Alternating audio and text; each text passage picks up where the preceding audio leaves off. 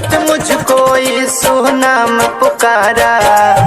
यीशु यीशु जप ले रे बंदे, यीशु नाम सहारा। जब भी छाए संकट मुझको यीशु नाम पुकारा। स्वर्ग वाला यीशु तू है सबसे निराला। स्वर्ग वाला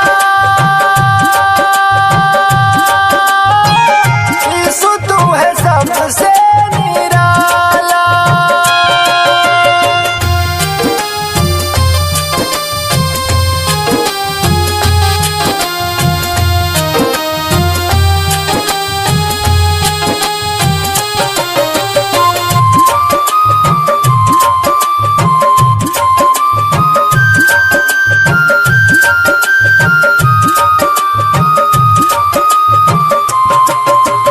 यीशु करते दया हमेशा भरते सबके झोली। प्रेम से सबको गले लगाते दिल को अपने खोली। प्रेम से सबको गले लगाते दिल को अपने खोली। यीशु करते दया हमेशा भरते सबके झोली। प्रेम से सबको गले लगाते दिल को अपने खोली। उसकी भक्ति ने सबको भक्ति में रंग डाला। उसकी भक्ति ने सबको भक्ति में रंग डाला। स्वर्ग वाला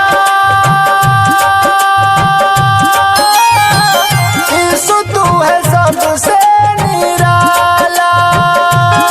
स्वर्ग वाला यीशु तू है सबसे निराला।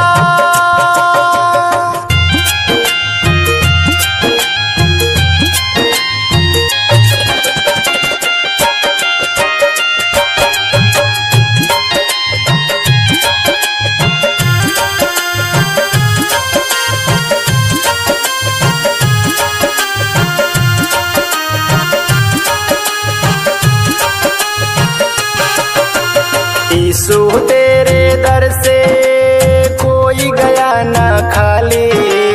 तेरी महिमा क्या है प्रभु जी पूछे सवाली। तेरी महिमा क्या है प्रभु जी पूछे सवाली। यीशु तेरे दर से कोई गया ना खाली। तेरी महिमा क्या है प्रभु जी पूछे सवाली।